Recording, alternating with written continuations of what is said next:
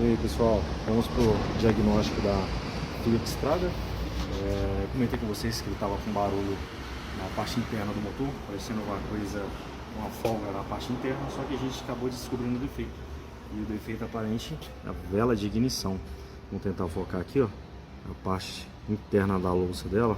Essa câmera desfocalizadora. Aí, dá pra ver que o pedaço da louça quebrou. E para onde foi esse pedaço? Foi lá para dentro do motor. Aqui estamos com o nosso boroscópio lá dentro do segundo cilindro. Então aqui dá pra gente ver nitidamente que temos um problema. Tá vendo esses buraquinhos aqui? Esse aqui é a parte do cabeçote.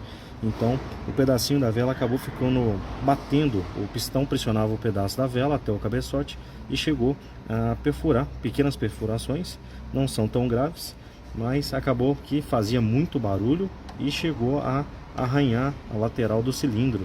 Dá pra ver aqui, ó, esses arranhadinhos aqui, ó. Então é um arranhão tecnicamente leve.